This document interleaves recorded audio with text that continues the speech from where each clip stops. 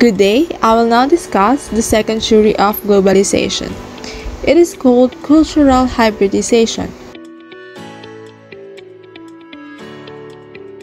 The concept of cultural hybridization is concerned with how cultures have interacted as an outcome of the production that results from the fusion of regional and global manifestations of special and distinctive hybrid cultures that cannot be reduced to either local or global culture.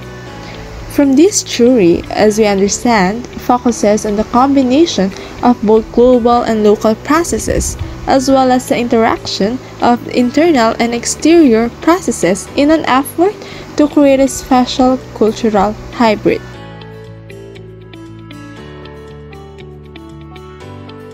Cultural hybridization indicates continued global heterogenization rather than homogenization.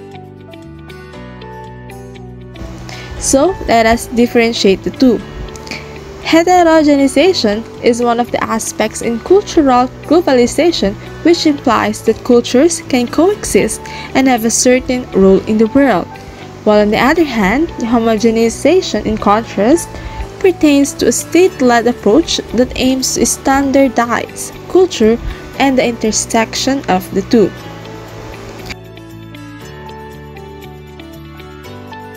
So, the Muslim Girl Scouts is an illustration of this cultural fusion. At this time, Muslim girls began enrolling in the Girl Scouts, one of the most iconic American organizations. The American flag, the troop number, and the merit badges are all embroidered on the sash that the participating girls are wearing. Along with that, they also wear their customary headscarves.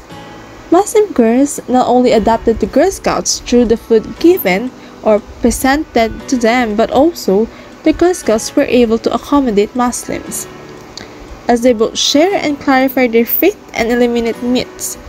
And the hybridization process is evident in these Muslim Girl Scouts. So, in modernity at large, cultural dimensions of globalization, Arthur Apadura explores the flows and disjunctions that led to distinct cultural realities all over the world and their propensity to create cultural hybrids. So he presented 5 global fluxes, namely ethnoscapes, technoscapes, financescapes, mediascapes, and lastly, ageoscapes. Tourists, temporary laborers, and other mobile groups and individuals are all part of ethnoscapes, while technoscapes are the always changing universal arrangements of high and low, as well as a vast array of content, such as films and email that travels freely and fast around the world. Financescapes are mechanisms that allow enormous amounts of money to travel quickly through nation-states via national stock markets and commodity speculation.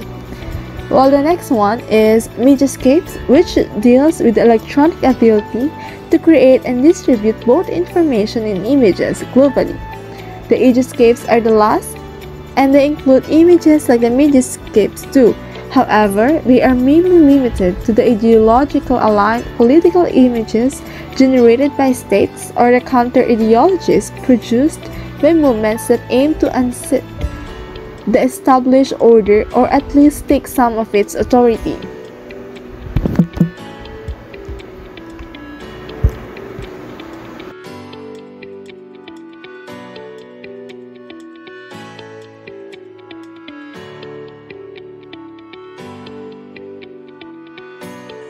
To continue the presentation, let us proceed to cultural convergence. Cultural convergence is founded on the premise that globalization tends to increase worldwide similarity, which may be seen in the use of technology, involvement in global sports, and the English language. The concept of cultural convergence holds that when two cultures contact more, they will become more similar. Such who hold this position see cultures changing often radically as a result of globalization, particularly global cultural flows and the relative reduction of barriers to those flows. Furthermore, they feel that the world's cultures are becoming more similar, at least in certain ways.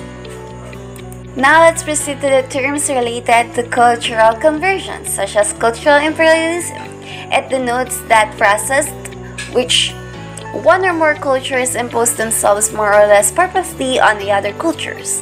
Cultural imperialism has the power to make a unified, homogeneous culture over the world while distorting different civilizations. As all argues that in a globalized world, it is increasingly difficult to link culture to a particular geographic location of origin, the concept of deterritorializing, which is declining significance of geographic location in which culture exists, is the foundation of a significant critique of cultural imperialism. Culture is seen as shaping the macro, meso, and micro levels throughout the world, as some argue that there has been developed, especially in recent years, a series of global models in a variety of different domains, and that their spread has led to a surprising amount of uniformity throughout the world. There is a world culture, the spread of global models that leads to global convergence. Next term is McDonaldization. It is the process through which elements of fast food restaurants tenants are taking in hold in a growing number of spheres both within and outside of American culture. The definition's final components make it quite evident that McDonaldization is a force that is advancing in globalization. Outlining the term's process, 5 fundamental dimensions, which are efficiency, calculability, predictability, control through the replacement of people with technology, and the irrationality of rationality, can help define its nature. For our purposes, the most important thing to remember is that the McDonaldization process, which includes these 5 principles, is spreading significantly and globally at an increasing rate. The McDonaldization thesis therefore identifies a trend of rising global homogeneity but also criticizes that the process for contributing to erasure of global distinctions and the creation of a rather sad sameness everywhere. Thus, McDonaldization as a theory of globalization certainly emphasizes convergence, but it does not argue that everything throughout the world is growing increasingly homogeneous. Like the previous term, the globalization of nothing implies increased convergence as more and more countries throughout the world exhibit various types of nothing. The claim is that globalizations and nothing have an elective affinity, to use a word from Weber. In other words, they tend to fluctuate together, but one does not cause the other. It is noted that the argument does not imply that globalization is insignificant. Rather, its importance is obvious, if only due to the publications of the given book.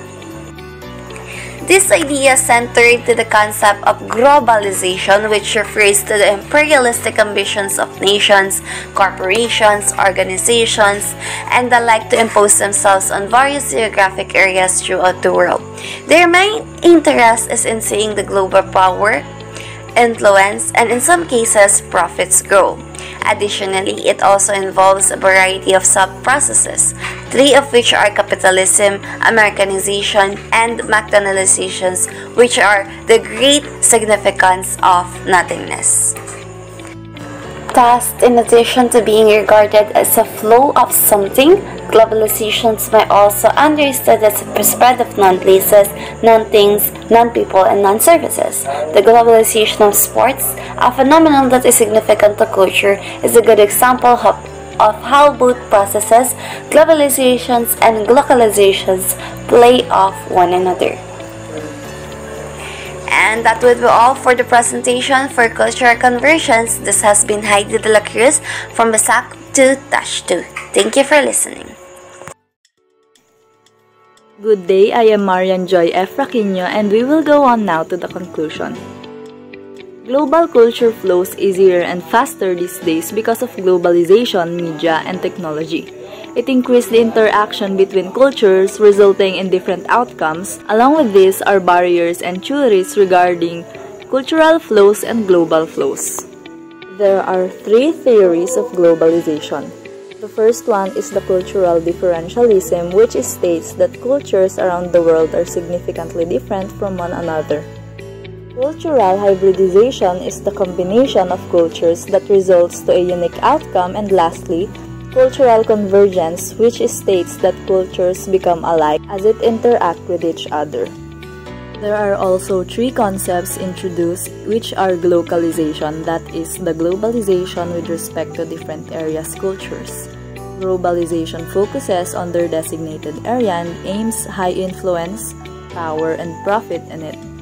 And lastly, McDonaldization, which is the spread of rational systems that helps with efficiency, calculability, predictability, and control.